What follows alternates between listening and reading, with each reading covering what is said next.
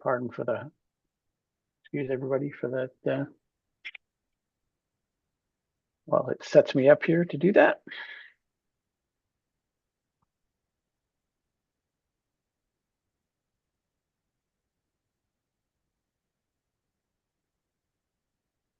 Okay.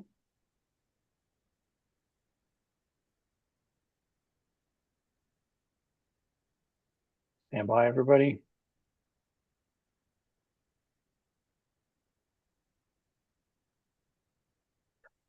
All right. So we should now be on live on YouTube. So again, apologize for that. It just takes me a few minutes to get that set up. But again, we're the Grand Strand Astronomers, like to welcome everybody that either is here in person or will be watching on video. And this is an experiment in that we're trying something different because we have a terrific speaker tonight. We are actually, I actually invited multiple clubs from the Carolinas to actually join. I think there's at least 5 different clubs here, judging by the names that I'm seeing. And this is kind of like I said, it's an experiment.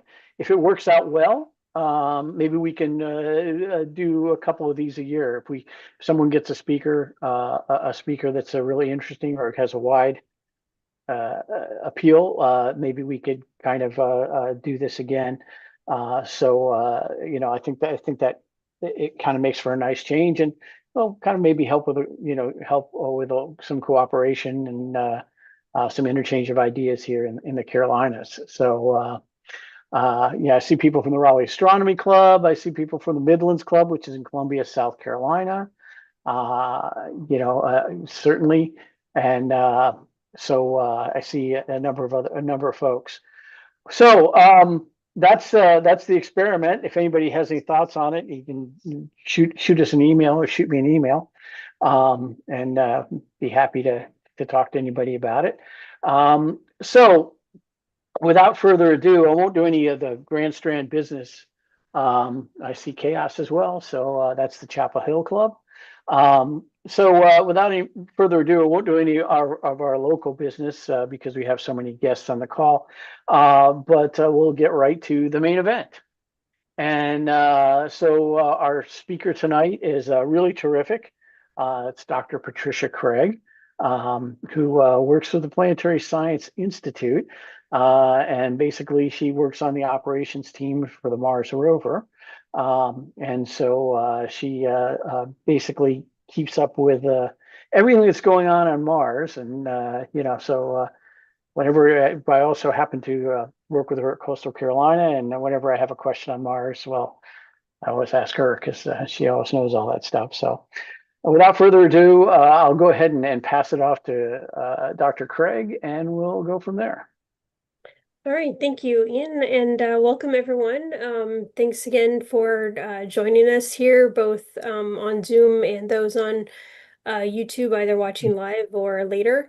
My name is Patricia Craig, and as Ian mentioned, I teach at Coastal Carolina University in the physics and engineering science department, and I also am contracted with NASA through the Planetary Science Institute to help operate one of the instruments on board one of the Mars rovers. There's 2 of them up there now.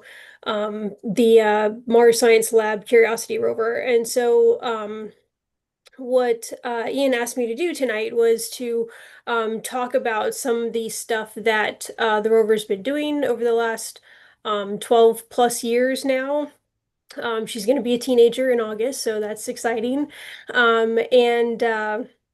So just kind of talk about, some of the, Curiosity was the first of her kind in a lot of ways, and opened up a lot of opportunities on which future and other, the Perseverance rover have built.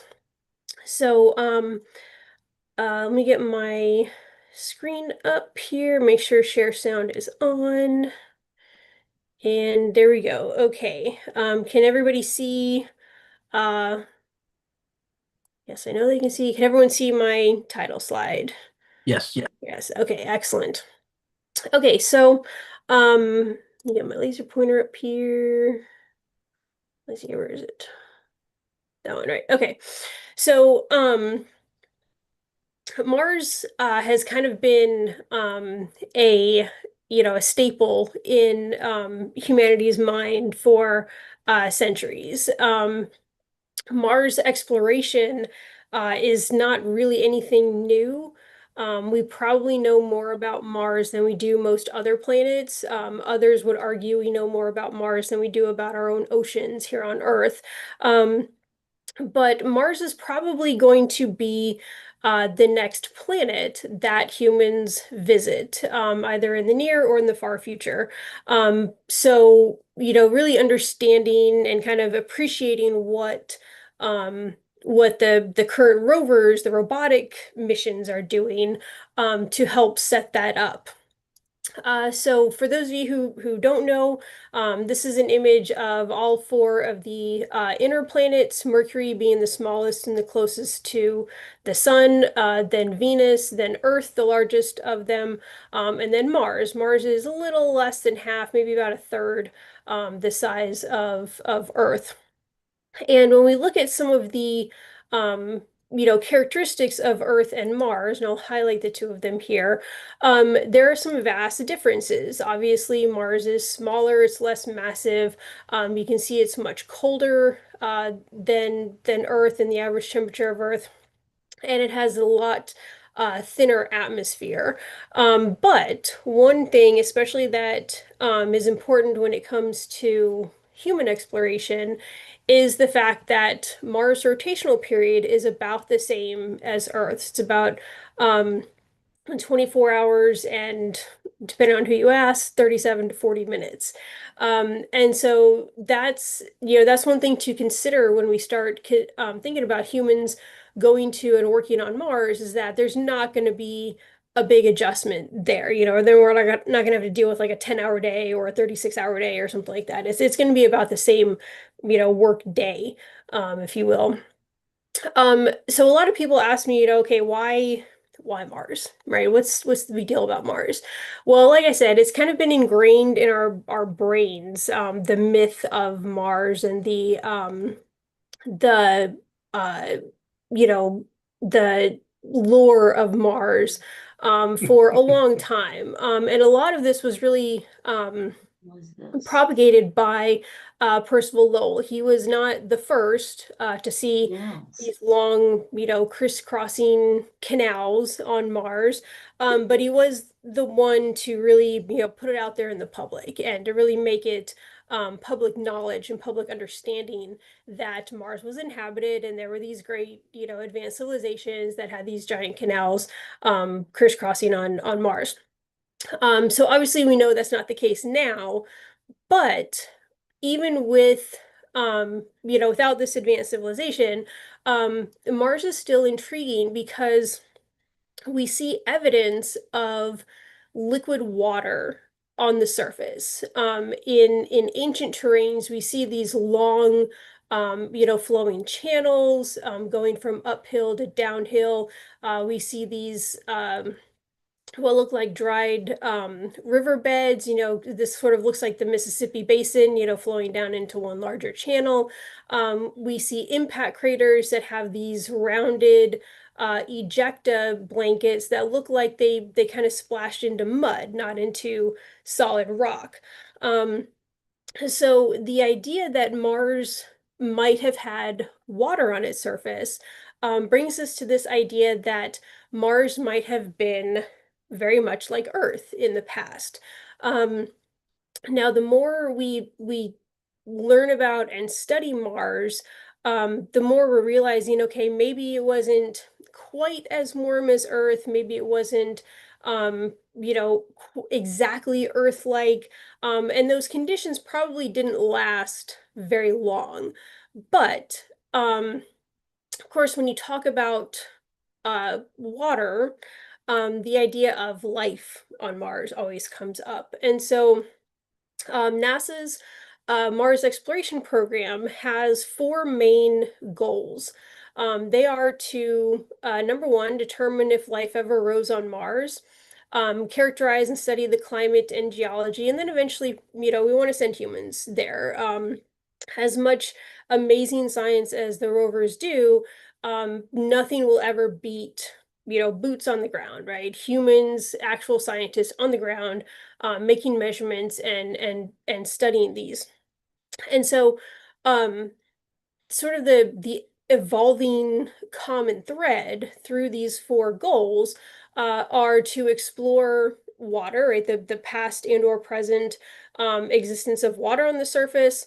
Then look for habitable zones, areas of the planet that might be currently or might have been in the past conducive to life. And then actually actively seek out signs of, again, past or present life. And so we kind of we're a long way into this. The two Mars exploration rovers, Spirit and Opportunity, in the early 2000s, they did this. They found evidence of water. Curiosity is finding habitable zones in Gale Crater, which is what the focus of this talk is going to be about. And then Perseverance right now is actively seeking out signs of life. So I always like to show this. This is what we call the rover family portrait. We have Sojourner, which is about the size of a microwave oven. First rover, it was more of a technology demonstration. Then the twins, Spirit and Opportunity, landed in 2004. And then Curiosity, like I said, has been up there since 2012. And then Perseverance, the latest one, landed in February of 2021. And so these rovers, Spirit, Curiosity and Perseverance are the two active ones now, but we couldn't have gotten here without the MERs or without Sojourner, right? There's a long heritage here. So, like I said, Spirit and Opportunity. I mean, I could spend a whole lecture talking on just them, but I won't. They really laid the groundwork for understanding that, yes, there was water on the surface of Mars at one point in time. Um, one of Spirit's wheels seized up, and as we had to drag it behind us, it turned up this white powdery material. This is what we call hydrated silica. It forms here on Earth around volcanic vents when hot steam and hot water from volcanic activity interact with the rock nearby. Um, the infamous blueberries on Mars, when viewed through certain filters, these little round, pebbly-looking things turn blue because they are made mostly of iron. And again, we see this if you go out to dry lake beds, like out in Utah in the western U.S. You see these. The water has percolated through the rock, pulling the iron with it. And then when the water evaporates, these iron spherules are left behind.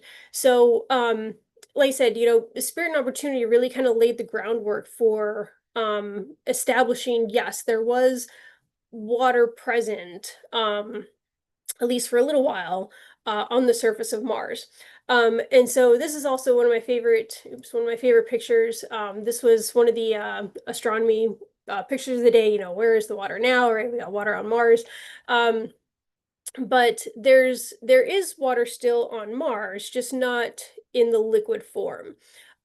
We have evidence of liquid layers under the polar ice caps at the ice rock interface.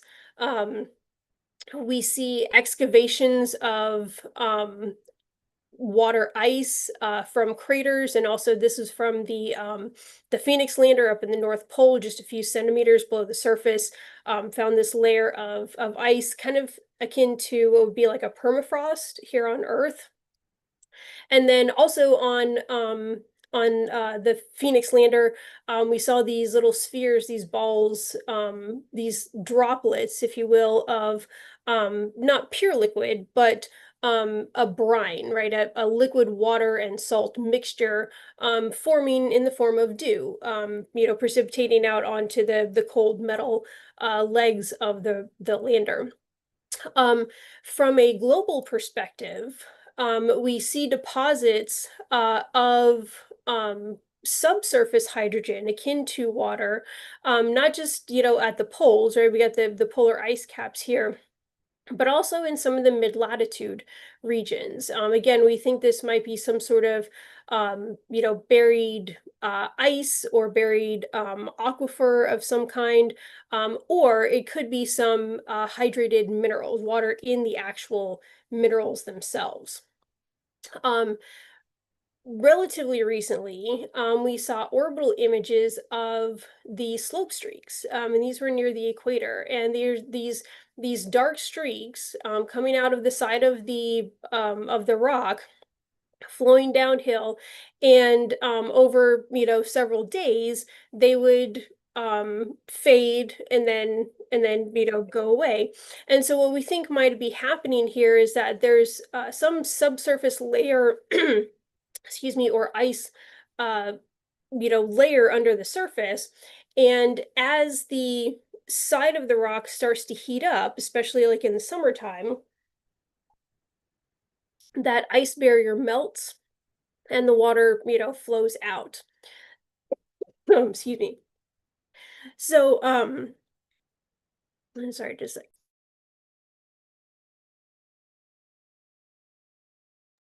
excuse me, I apologize. I'm just getting over a sinus infection. Um, so anyways, we've established that there has been water on the surface. There could be liquid water, in the subsurface now.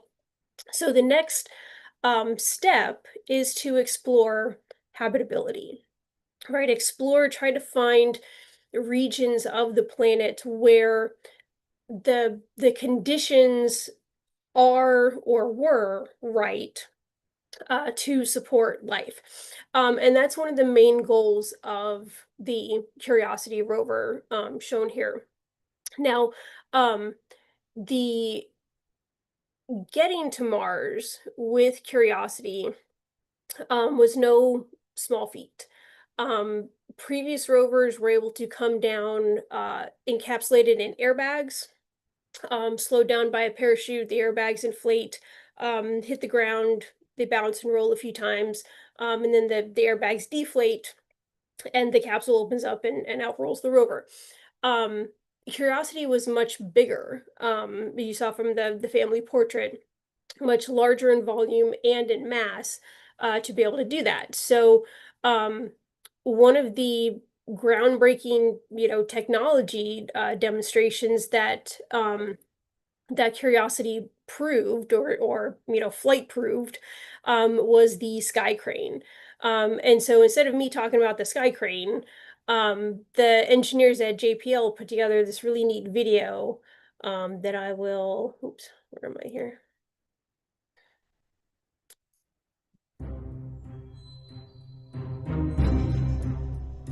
When people look at it, it looks crazy. That's a very natural thing. Sometimes when we look at it, it looks crazy. It is the result of reasoned engineering thought, but it still looks crazy.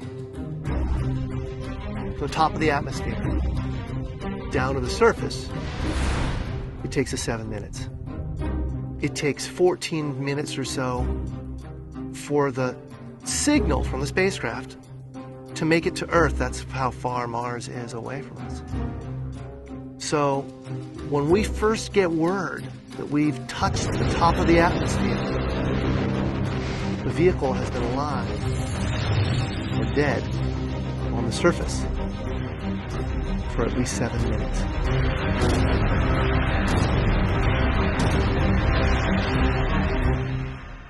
Entry, descent, and landing, also known as EDL, is referred to as the 7 minutes of terror because we've got literally 7 minutes to get from the top of the atmosphere to the surface of Mars, going from 13,000 miles an hour to 0 in perfect sequence, perfect choreography, perfect timing, and the computer has to do it all by itself with no help from the ground. If any one thing doesn't work just right, it's game over. We slam into the atmosphere and develop so much aerodynamic drag. Our heat shield, it heats up and it glows like the surface of the sun. 1,600 degrees. During entry, the vehicle is not only slowing down violently through the atmosphere, but also we are guiding it like an airplane to be able to land in a very narrow, constrained space. This is one of the biggest challenges that we're facing, and one that we had never attempted on Mars. Mars is actually really hard to slow down because it has just enough atmosphere that you have to deal with it. Otherwise, it will destroy your spacecraft. On the other hand, it doesn't have enough atmosphere to finish the job. We're still going about 1,000 miles an hour. So at that point, we use a parachute. The parachute is the largest and strongest supersonic parachute that we've ever built to date. It has to be able to withstand 65,000 pounds of force, even though the parachute itself only weighs about 100 pounds. When it opens up that fast, it's a neck-snapping 9 Gs. At that point, we have to get that heat shield off. It's like a big lens cap blocking our view of the ground to the radar. The radar has to take just the right altitude and velocity measurements at just the right time, or the rest of the landing sequence won't work. This big, huge parachute that we've got, it'll only slow us down to about 200 miles an hour. And that's not slow enough to land. So we have no choice, but we've got to cut it off and then come down in rockets. Once we turn those rocket motors on, if we don't do something, we're just going to smack right back into the parachute. So the first thing we do is make this really radical divergent maneuver. We fly off to the side. Diverting away from the parachute, killing our horizontal velocity and our vertical velocity, getting the rover moving straight up and down so it can look at the surface with its radar and see where we're going to land. And we head straight down to the bottom of a crater, right beside a 6-kilometer high mountain. We can't get those rocket engines too close to the ground, because if we were to descend propulsively with our engines all the way to the ground, we would essentially create this massive dust cloud. That dust cloud could then go and land on the rover. It could damage mechanisms and it could damage instruments. So the way we solve that problem is by using the sky crane maneuver. 20 meters above the surface, we have to lower the rover below us on a tether that's 21 feet long, and then gently deposit it on its wheels on the surface. As the rover touches down and is now on the ground, the descent stage is in a collision course with the rover. We must cut the bridle immediately and fly the descent stage to a safe distance from the rover.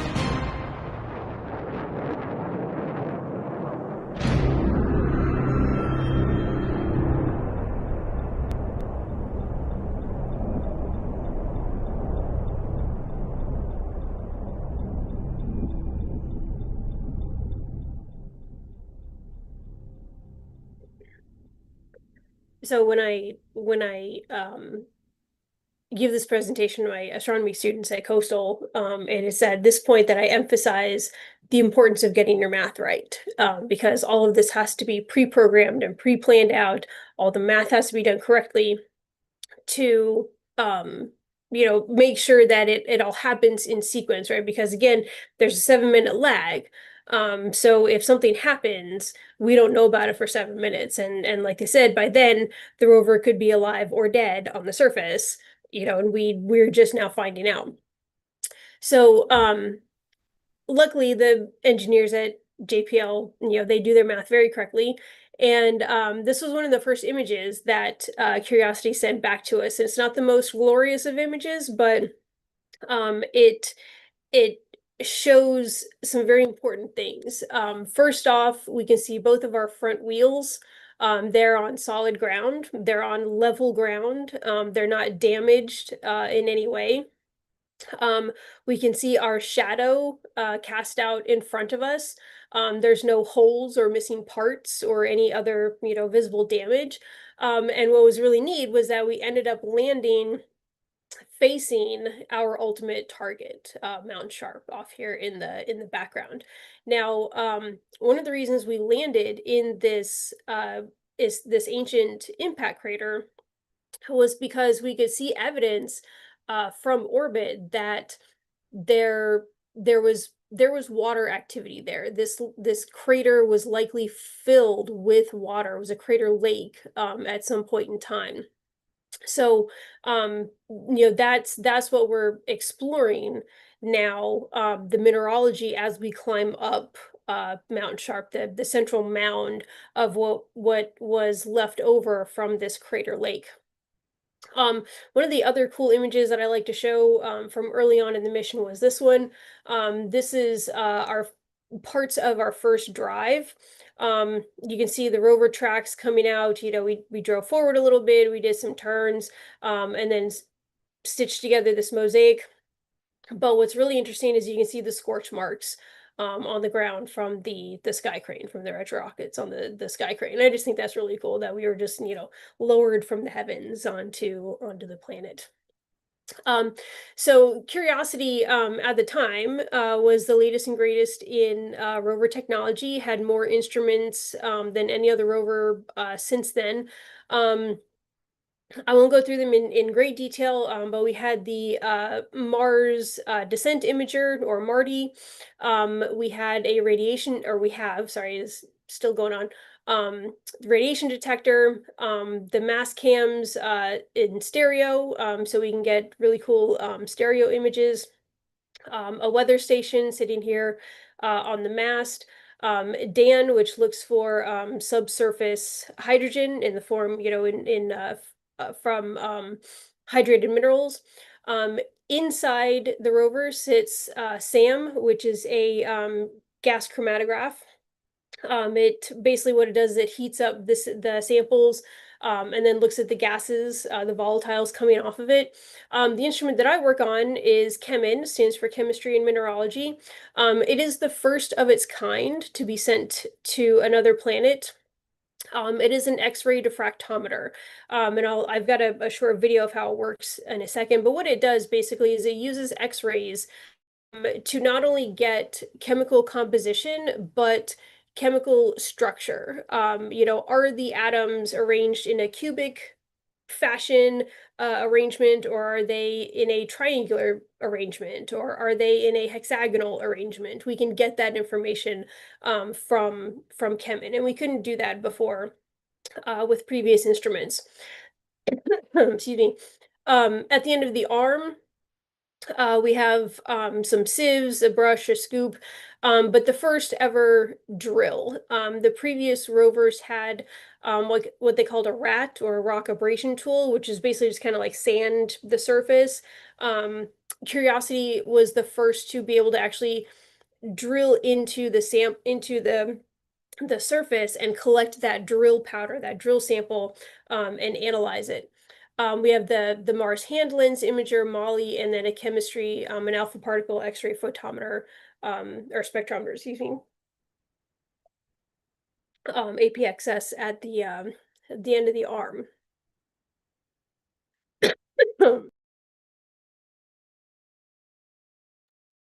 Excuse me, sorry. One of the other cool instruments is up here at the top, is ChemCam. It's a chemistry camera. What it does is it shoots a laser at the rock, and it ablates the first few microns of that rock. And from the light that comes off the rock, it can tell the chemistry. And so ChemCam and APXS are used a lot for remote, distance studying of rocks. So yeah, ChemCam.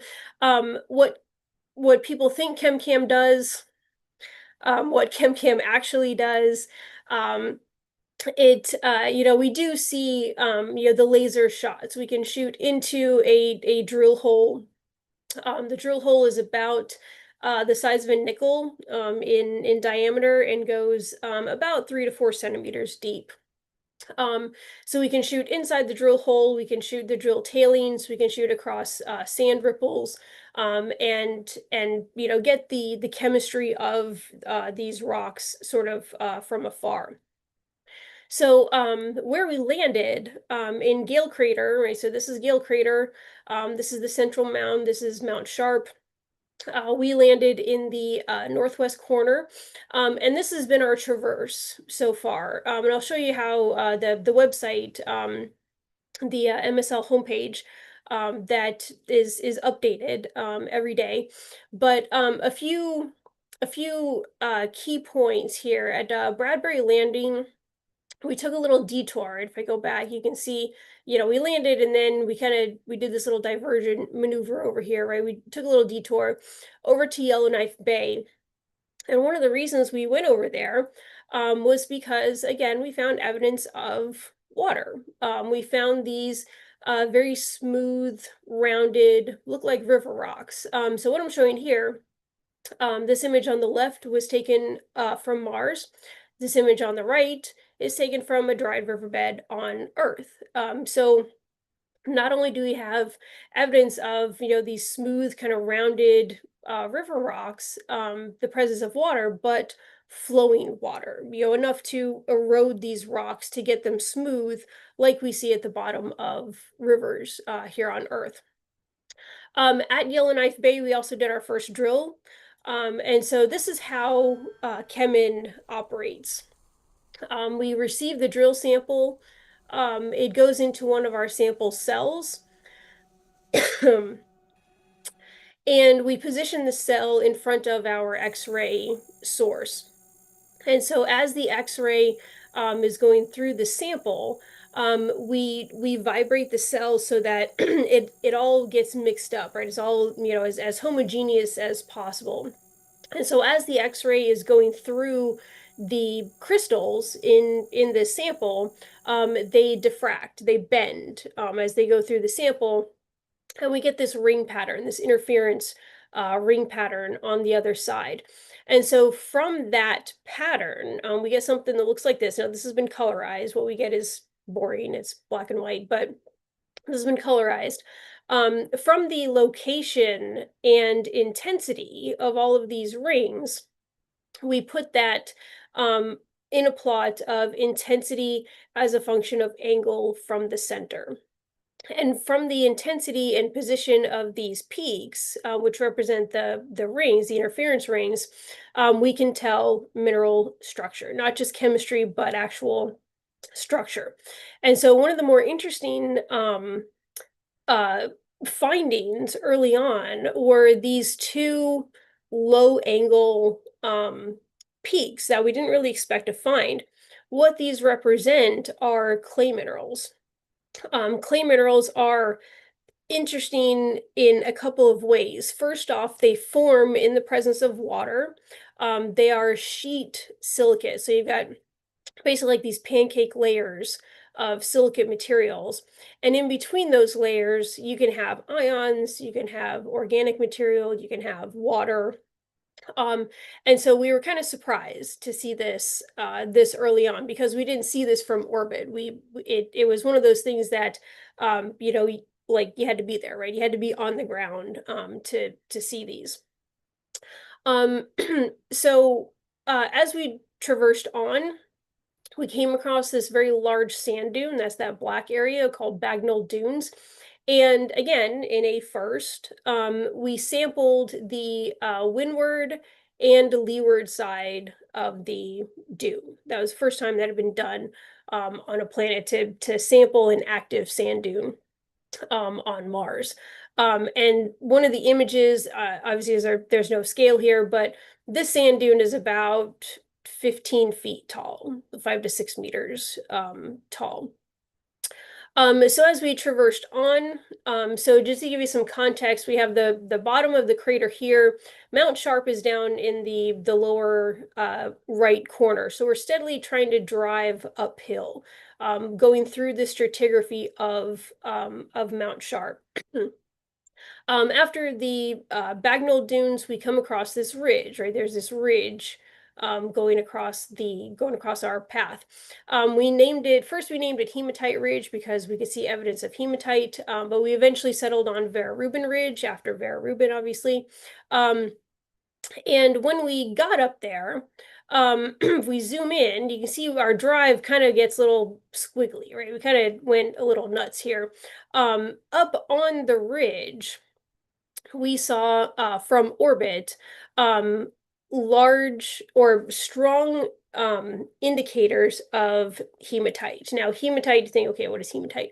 It's basically rust. It's an iron oxide. And again, it forms when iron-rich rocks interact with water. So again, we're seeing evidence of water interacting with the rock, where the darker red regions here are the stronger signals. As we kept going, we get down into this little trough we called the clay bearing unit, because just like back at Yellowknife Bay, we saw evidence of clay minerals. Again, this is the orbital overlay, again, the darker regions being the stronger signal. You can see we drove through some of those darker regions. But again, we see these clay minerals, right? These layered minerals that not only have water, in their structure, but are evidence of water, in the past, because they form in the presence of water. As we kept driving, we get up to the green hue pediment. So if you look, and I'll show a wider view of this, this channel here kind of dumps out into like a delta, right? The Nile Delta or the Mississippi Delta. So there's evidence of something flowing here and dumping all this sediment into, the lower lying areas.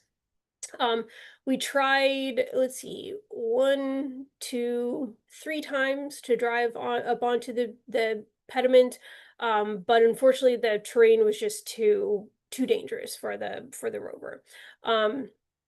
So we call this the green hue pediment. Again, we tried to drive on there, but it wasn't working.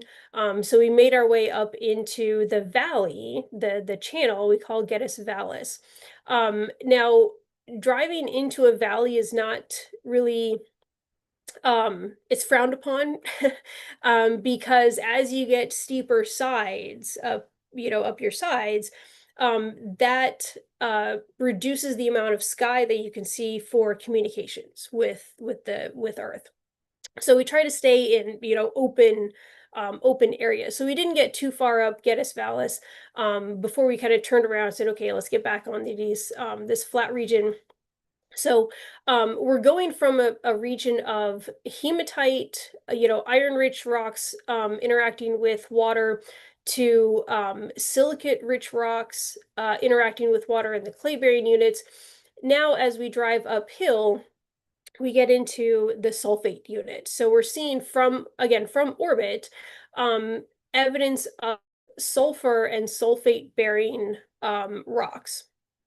And so if we kind of was from a recent paper and presentation. The presentation was 2023, but the paper came out last year, where this is Geddes Vallis, this is the green hue pediment, and Geddes Vallis in brown, the Vera Rubin Ridge here in red, the Glen Torridon or the clay bearing unit in blue, and then evidence of specifically magnesium sulfates in the lighter yellow and green areas here. And so again, we're driving uphill, and we're seeing this change in the mineralogy, which is indicative of a change in the environment, right? The change in the climate, the change in the surface conditions on Mars over time. And as we get farther uphill, we're getting closer to the present day, right? The younger rocks that were formed more recently. Now, we have driven, so this was taken before we crossed Geddes Vallis, but we've driven kind of through, just starting to enter this sulfate region. Early on, we found, well, sorry, I don't want to give away the punchline. Mars atmosphere, I'm gonna put a little context here. Mars' atmosphere is very thin, only about 7 millibars. It's mostly carbon dioxide. And one of the questions about Mars history is, what happened to its atmosphere? Like, why is this atmosphere so thin? It shouldn't be as thin as it is for the size of the planet. Well, one place that the atmosphere went is in the clouds. We do some cloud observing on Mars occasionally. But one of the orbiters, Maven, is actually watching the atmosphere basically being sandblasted away. It's leaving the surface, and but that can't account for the whole atmosphere, right? If Mars' atmosphere was as thick as Earth's in the past, this doesn't account for all of it. Recently, we found the team postulated that, okay, if we had a thicker atmosphere, liquid water, we should see some carbonate minerals, but we hadn't seen them from orbit. Again, it wasn't until we actually got there and drilled this drill called Ubajara about this time last, well, 2 years ago now. We found siderite, the iron carbonate mineral. And this combination of the carbon going into the rocks and being, sort of blasted away in the atmosphere can help explain what actually happened to Mars' atmosphere and how the surface conditions changed over time. One major component that Maven, the orbiter, is finding is that it's all about the magnetic field, right? Mars has a very weak, localized, and not global magnetic field.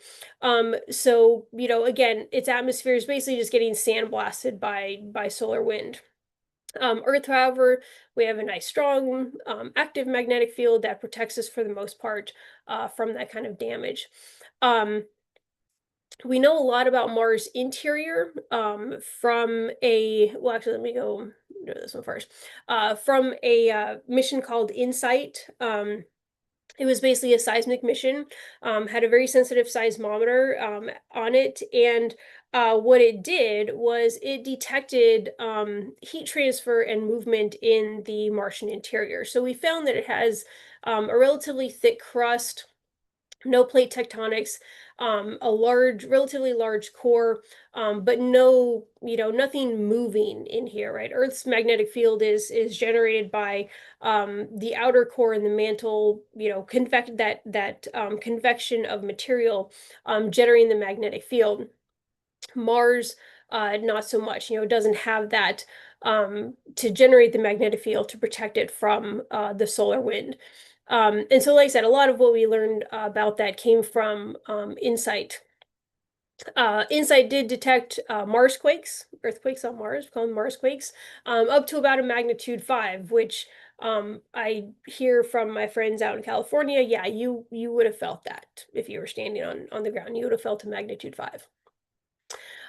So back to Curiosity. So we're starting this uphill trek up through the Geddes Vallis region and up into this sulfate region. So okay, we found something kind of out of place in the carbonate minerals. Um, More recently, we actually found elemental sulfur in the rock. We drove over this seemingly normal rock, and you can tell this has been color adjusted to match the lighting conditions of what we would see on Earth. And you can tell these are distinctly green, yellow-green rocks. And from measurements made by ChemCam, this is pure sulfur rocks. This is elemental sulfur in the rocks. And again, we think that it formed via volcanic or some sort of hydrothermal activity, some hot water interacting with the surrounding rock. So as we climb uphill, we take these beautiful mosaics, and I left website here, because you can go to this website and look at this this mosaic, and you can zoom in and you can get some really incredible detail. And I mean, I could waste hours just going through, like, how detailed this image is, but basically we're looking back down the valley that we drove up. You can see the dunes off in the distance, and our landing site is actually, where is it? It's about like right there, about Bradbury Landing. That's about where we landed. Looking forward, looking uphill into where we're going to be driving. Again, I left the website here for you to go, and you can again zoom in to all kinds of detail and look in. But up, we're going to be driving up into this region, into what we call the boxwork formations, and from orbit. Oops. From orbit, this is what it looks like. So this is a zoomed in view of where we are now. We're just entering this boxwork frame, but eventually where we're going to be driving is up here into this boxwork, where we think that water or some sort of fluid has interacted with the rock to either form these cracks or fill in these cracks with some sort of hydrated mineral. So if you want to know where Curiosity is at any point in time, this is the homepage. This is where I'm getting these maps, and these are updated every day, every time we drive. You can zoom into all the little waypoints, all the distances that we drove, all the way back to the very beginning of the mission.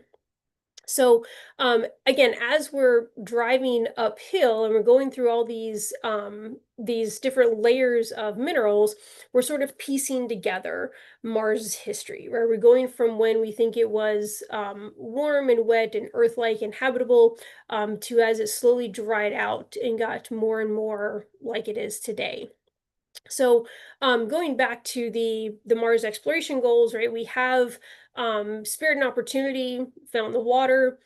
Curiosity has found the habitable zones, right? We're seeing this evidence of liquid water. We're finding regions that would be conducive to life. So the next iteration is the Mars 2020 rover Perseverance. Like I said, it landed February of last year. And most of its instruments are just advancements of the instruments that Curiosity has. One of the main instruments, MOXIE, is a new one. I'll talk about it in a second. But for the most part, we have subsurface radar, we've got the Mastcam, SuperCam, the weather station, the drill, and the X-ray spectrometer at the end of the arm and whatnot. So just improvements, advancements on what Curiosity has. Perseverance landed in Jezero crater. Again, one of the main reasons for this landing site is because from orbit we can see this flowing channel, again dumping out a lot of material, right? We see this delta of material being dumped out into the lower lying regions. And when we look at this, specifically this delta, we see evidence of clay minerals, carbonates, again, minerals that form in the presence of water, not only have water in their structure, but form in the presence of water. Now, Perseverance, I got to hand it to Perseverance. They did a lot of PR, I don't call them stunts, but PR bits. They had a camera that actually pointed upward towards the parachute when it opened up. And this was one of the best kept secrets of all time, really. Only those who were directly involved in building the parachute were in on this. And so when I give this, to my students, I say, "Oh, do you see any kind of pattern, anything in here?" Right? And they're like, "Well, no, not really." Well, okay, show of hands, who knows what binary code is, right? The ones and zeros that make up computer programming. If you start from the center and you go around, these ones and zeros, these white and red lines actually represent, they spell out dare mighty things. And then we have the longitude and latitude of NASA's Jet Propulsion Lab, JPL, where the rover was actually built. And like I said, literally no one outside the parachute team knew about this until landing, until this picture was released when Perseverance landed. And I just thought that was really neat. One of the other interesting mineral instruments on Perseverance is Pixel. It's basically Chemin, but in spatial, like not just looking at one little drill sample. We can visualize the spatial dispersion of different elements of, like, where the iron is versus the calcium versus the manganese versus the aluminum, to see where they are spatially with respect to each other. We have on Earth meteorites from Mars.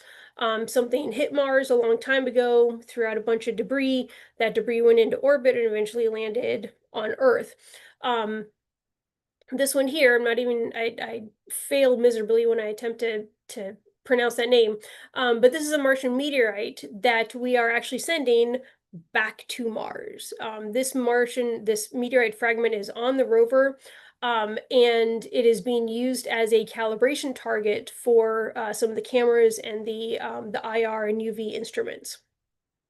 I'm sure you've heard of Ingenuity, the little helicopter that could. This was the first powered flight on Mars. Now, Ingenuity didn't really fit into any one instrument category, so they labeled it as a technology demonstration. They're like, yeah, okay, cool, technology demonstration, go for it. So 4 rotors, a solar panel, battery pack, and a few cameras and instruments. You can see the legs coming off of it here. Now, because Mars' atmosphere is so thin, these blades have to rotate at near Mach 1. They have to be going that fast to create that kind of lift, to lift the package. And what they want to do here is basically scout for the rover, go where the rover can't go and see, oh, this place looks interesting. This has a really steep slope, stay away from it, kind of thing. But what was really interesting was just under the solar panel, this little swath here. They just wrapped around this bundle of wire. This is actually I think it's like a 1 by 1 inch swath of a piece of cloth from the Wright brothers Flyer 1.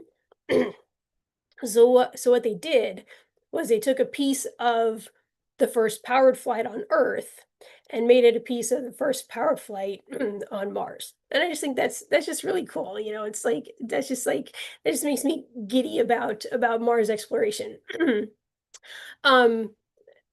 Sadly, Ingenuity flew for the last time in January of 23.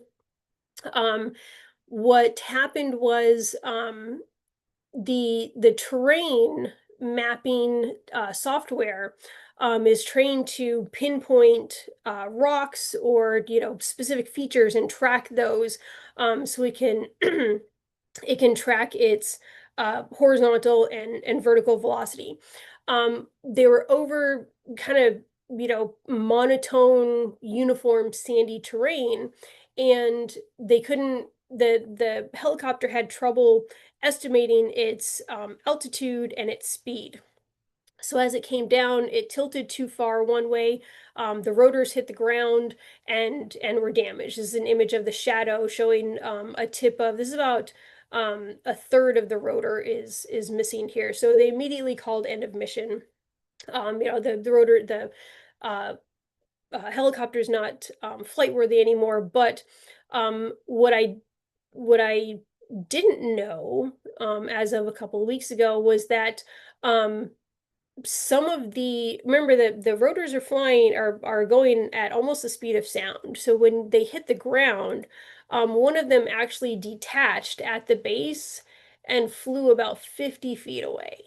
And this was an image that the rover took of uh, Ingenuity at its final resting place, and then this piece of rotor that actually looks like it hit and kind of skipped a little bit. Again, flew off as it broke away. But again, they put together this really cool tributary uh, tribute.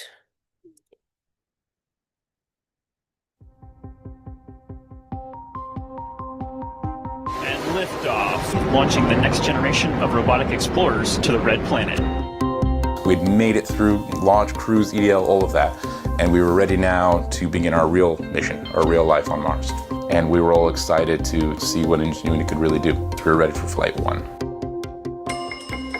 Earlier today, Ingenuity should have autonomously performed its first flight attempt on Mars. We were all holding our breath. Ingenuity is reporting. Altimeter data confirms that Ingenuity has performed its first flight of a powered aircraft from another planet. At that point, you just open the floodgates of what is possible. Yeah, it was surreal. That was the crowning achievement of the team. We really had to hold hands and do it together. From that moment forward, really, we were off to the races and saying, okay, great, that's done, let's get back to work.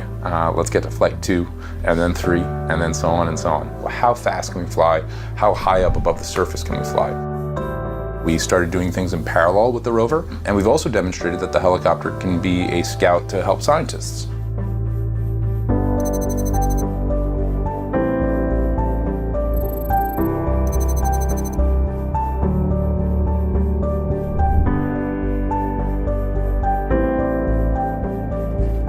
It's been a remarkable journey, and I think a highlight of all of our lives to have been a part of it. Of course, there's a little sadness that, oh no, it's over. It's kind of the end of an era, but it's also the beginning of an era. To realize, what you're part of here, at least for me, I kind of get goosebumps. We hope that Ingenuity will inspire teams to build larger, more capable vehicles. From a science perspective, what is interesting now that we've unlocked that aerial dimension? The best way to predict the future is to create it.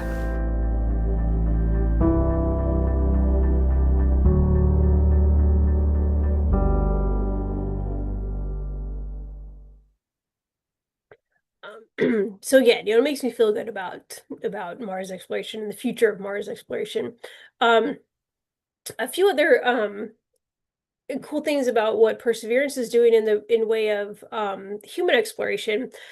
It has these different pieces of different parts of the current spacesuit, and what it's doing is it's exposing them to Mars atmosphere, Mars conditions. And looking at how they hold up to the harsh conditions, the cold temperatures, the low atmospheric pressure, the high radiation levels, right? Because Mars has no magnetic field, it has no ozone layer. How are they holding up? MOXIE, the instrument I mentioned earlier, is basically taking CO2 out of the atmosphere, pulling the carbon off and making breathable oxygen, in hopes that maybe we don't have to bring as much stuff with us. We can generate the oxygen, the breathable oxygen that we need when we get there. One of Perseverance's other main goals is to start collecting drill samples, actual drill cores, not just powder samples, but drill cores, and leave them in strategically placed areas for a future mission to come collect and bring back to Earth.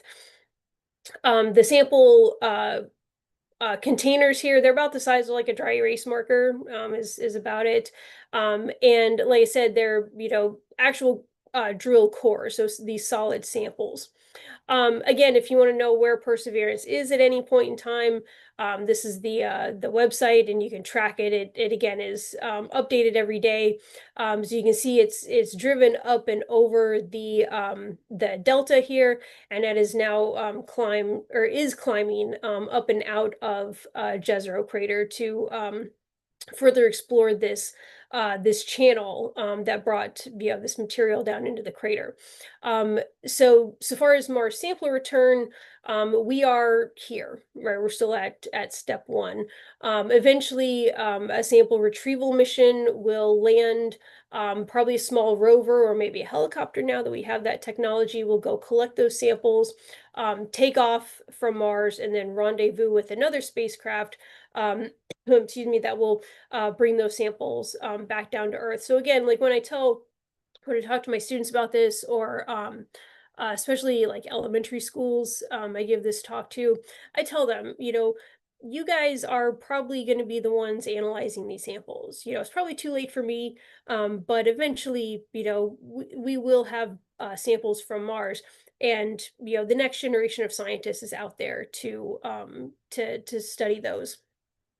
Another, kind of interesting like thought process, there's still a lot to do. We're making headway in a lot of areas as far as human exploration, but there's still a lot to do. Specifically the transit time, what kind of habitat are we going to have when we get there? What kind of resources do we have to bring with us versus what we can generate there?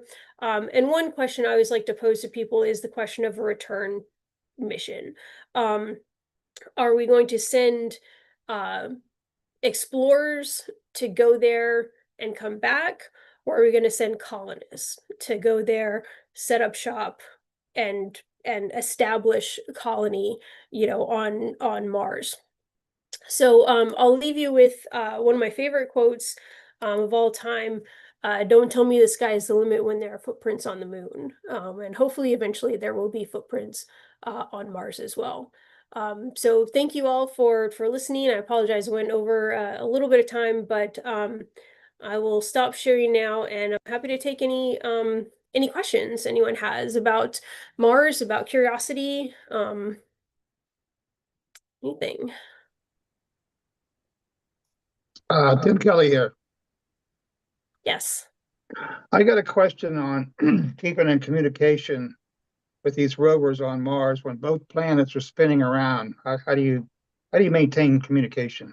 It's an excellent question.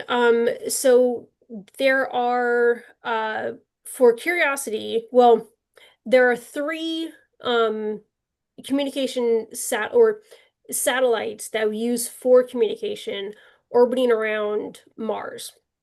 Two of them, we get 2 passes every day, one in the morning, one in the afternoon. The other one is on kind of a wonky orbit, so we only get it like once every couple of weeks.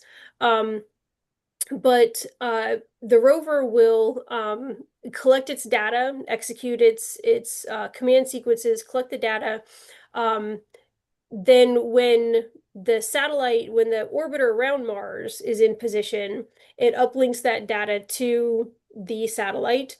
The satellite then beams it back to Earth. Now on Earth, there are 9 receiving stations, part of the DSN, or the Deep Space Network, and they're all linked. They're all around the world. There's one in California, there's one in Spain, there's one in Australia. I think there's one in somewhere in South America, but they're all over the Earth, so that it doesn't matter what orientation the Earth is in. One of the DSN stations will receive that data. Then it'll go through the series of stations back to JPL in Southern California, where we can sign into the JPL's network and access that data. So it's not constant communication, but given the 4 communication passes a day we get over Mars, and the DSN network we have on Earth, we talk to the rover, or we get information from the rover every day. We only talk to it 3 times a week, but we receive information from it every day. Okay, thank you very much. Yeah, you're welcome. Excellent presentation. Thanks. Thanks. I see a question in the chat here from Ann Murphy. What do you think is the time frame for human exploration? When do you think humans will land on Mars?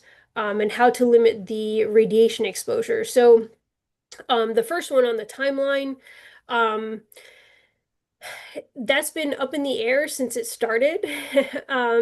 It all, of course, depends on funding, on public interest, and funding and public interest changes with every administration. So it's really on, 4-year certainty or uncertainty, gaps.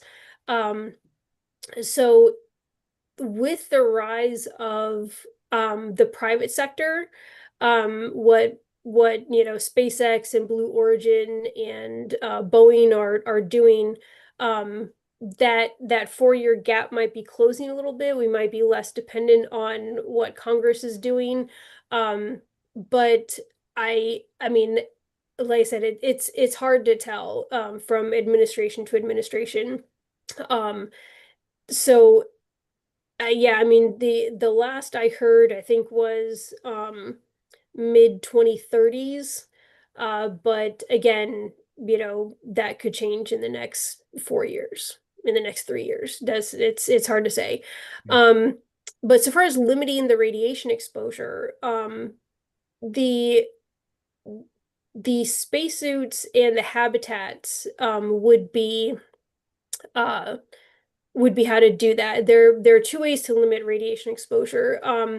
To with protection and limit the time that you are exposed to the radiation. So astronauts would have to carefully plan any spacewalks, any outside time they had on the surface, but also like what with Perseverance is doing.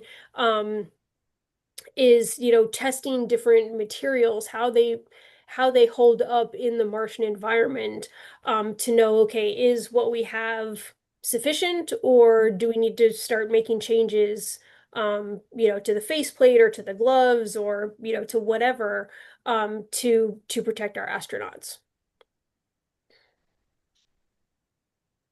Hi, Patricia. This is Doug Lively. I have a couple of Yes. questions. One of them's in the chat already, but the first one is that given that we don't have tectonic activity on Mars, are Mars quakes mainly created from contraction of the planet itself, cooling core beginning to actually contract in on itself?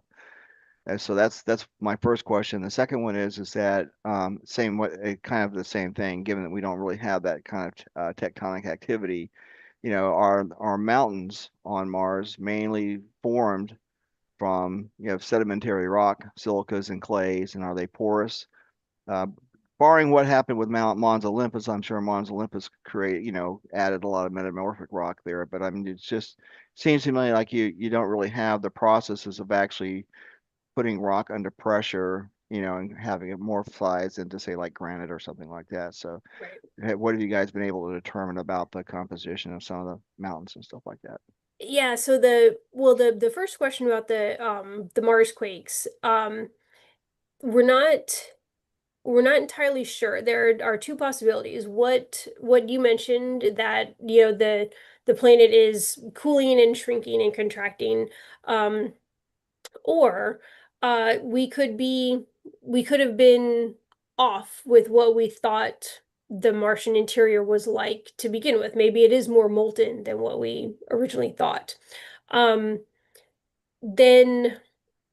about mountain building, so because there are no plate tectonics, we get huge mountains like Olympus Mons, the ones in the Tharsis region, because that one hot spot, right, instead of the plate moving this way and making like Hawaiian Islands, we just get the same eruption over and over. Right. So far as we can tell, they are mostly basaltic in nature. We haven't seen any evidence of granite. And one of the reasons for that is because Mars is smaller than Earth, its gravitational acceleration is less. So you're not going to get that kind of compression Mm-hmm. that you would here on Earth. Um, which is probably, like I said, why we don't see, some of the high pressure phases. There have been it's difficult to get information from orbit because of the dust cover. So unfortunately, most of what we know about the rocks on Mars come from the orbiters and landers, and we haven't sent anything to Olympus Mons, um, mainly because we don't, uh, there's no real evidence of water. That's really like the driving force behind Mars exploration. But also one of the reasons most landers and orbiters go to craters are because they're lower in elevation, and so we have more atmosphere to slow us down. We have more aerodynamic braking available going down into a crater versus a little bit coming to the top of a mountain. We would probably have to develop some other landing mechanism if we wanted to land on a higher elevation target like Olympus Mons, as opposed to somewhere, in the northern hemisphere where it's a lot lower elevation or in a crater. Oh, that's cool. Thank you so much. You did spark one other final question, Okay. and I apologize for my terminology here, but do you see anything, any evidence of, for instance, like an arachnoid fracture, where you've got basically magma welling up underneath the crust, coming to a head, cooling off, falling down, and then the fracture, basically a coronal fracture around that area? Do you see anything like that? So, No, yeah, not really, not on Mars. yeah. The Venus has these Yeah, structures. yeah. Yeah. Venus actually is probably there's been some recent papers in the last few years where we think there's um like recent volcanic activity. When I say recent, within the last like 30 years. Hmm. Um when looking at like images from the Magellan mission versus Hmm. images from now, Yeah. there's differences. Hmm. Mars, we think the crust is probably too thick for any upwelling to happen. Hmm. Hmm. And it's probably like on Venus, the interior is still cool or still hot Hot. enough, Yeah. yeah, that you're still getting that more liquid lava. On Hmm. Mars, that's probably not the case. Um, if there were to be an eruption on Mars, it would probably be highly, highly viscous, very, Hmm. um, I always get the two lava flows mixed up, the and the Pohoi. But it would be, the more viscous of the two. Wow. Um, That's you interesting. know, yeah, like I said, the crust we think is thick enough that we're not going to see that kind of upwelling, that swelling of the crust and then falling back in. Hmm. Hmm. Hmm. Thank you so much. Those Yeah, were really great answers, and yeah. thank you. And it's great presentation too. Thanks. On your another note that I just thought of, we do see from orbit what we think might be collapsed lava tubes. Um, so there is evidence of, that active volcanism in the past, that has later collapsed. But like I said, we don't see anything like what we see on Venus. That's really cool. Thank you. So I see one other question in chat from Steve. How high do you predict Curiosity will get on Mount Sharp? And was it ever a realistic goal to get nearly to the top? The short answer to that is no, we're not going to get to the top. Um, there's probably there are three limiting factors of Curiosity. The first one is the power source. There is it's nuclear powered. It's not solar powered. We've got about uh 10 pounds or so of plutonium-238 steadily decaying away, pumping out heat. And that source can sustain us at our current rate of power consumption for about another 5 years. We can sort of mitigate that with what activities we do to extend that. It's not going to be end of mission in 5 years. But that's going to be one limiting factor. Another one is the wheels. We early on we drove over some terrain that was rougher than what we thought, and it really tore up our wheels. They have been since redesigned for perseverance. But you know, the supports on the wheels, you see the on the wheels, you see these zigzag patterns going across. Those are called grousers. In between those are a relatively thin aluminum skin. Rocks have punctured through that aluminum skin, but as long as the grousers are still intact, we can still drive pretty easily. Unfortunately, as the rover ages, those grousers, especially at the right angles, are starting to break. They're chipping off and they're bending and breaking. The engineers, they have test models for this at JPL. They can drive it through simulated terrain. They can test the wear and tear on the wheels. And they estimate, okay, we've got 6 wheels. As long as 3 of them are still operational, 1 on one side, 2 on the other, we can still drive. So that's going to be the next limiting factor. The third one is the computer. 13 years is old for a computer, even here on Earth. So we've already had to switch to our backup computer, which is now our primary. We're using the primary as the backup now. And so if and when, knock on wood, something disconnects or fries or just, ages, and the computer dies, if we can't switch back to the other one, we've got a redundant system. If we can't switch back to the other one, then that's going to be end of mission as well. So like I said, getting to the top is probably not, not in the cards.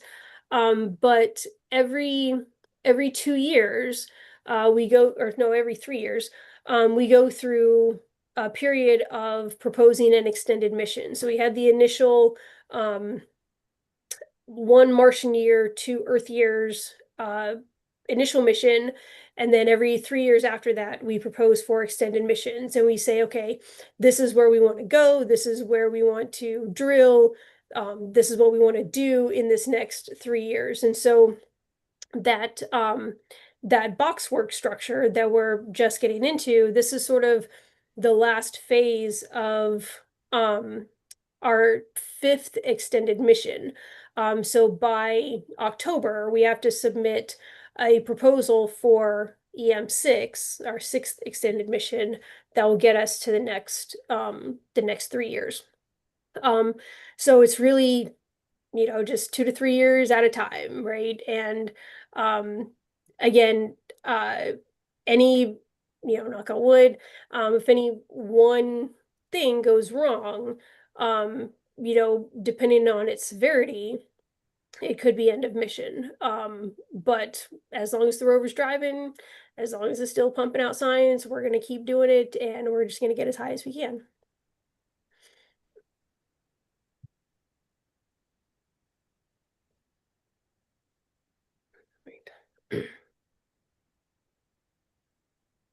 Does anybody else have any more questions? Good questions, though. So that the RTG is more of a trickle charger, right? Rather than, big, huge source of Right. Yeah. power. Yeah. So it's, excuse me. It it produces heat. It's an exponential decay, right? So early on, we had more power than we knew what to do with. Um, and you're right, it does the RTG doesn't power our instruments directly. It charges the batteries and then the instruments run off the batteries. So as the power output from the RTG steadily decreases, the batteries don't charge up as quickly, and we have to allow more time, for the batteries to acquire enough charge to run the instruments. And so, but again, this is all well, understood. We can monitor this very precisely. Um, we can say, okay, we're at this level, so we need X amount of time of recharge before we do something. Kemin and SAM, the two instruments inside the rover, they're the two most power hungry. So unfortunately, Kemin only gets we only analyze drill samples. It takes a lot of power to drill as well. So we have to kind of pick and choose our drill targets very carefully, especially now in the mission. And when we do, a drill campaign is always planned out weeks ahead of time. So we can allow that, we can say, okay, look, everybody else stand down, let the batteries recharge because we want to do our thing. We want the next week of power. You guys just kind of, you sit off to the side for a second, let us run our instrument. So yeah, but like I said, that's all very, very well understood, very well modeled. And we've made adjustments accordingly based on how much power the RTG is putting out. And also you get battery degradation, especially in the cold temperatures, they don't hold as much charge and whatnot. Occasionally we do what's called a deep dip, where the minimum state of charge is usually about 40%. Occasionally we'll do a deep dip where we drain the battery down to about 15 or 20. And then okay, then it's like, okay, everybody just cool out for a day or two, let the batteries recharge back up, and then we can go on. So yeah, like I said, it's pretty well modeled and understood. So we can kind of, like I said, make plans and adjust for how we think the RTG is gonna behave. Thank you. Mm.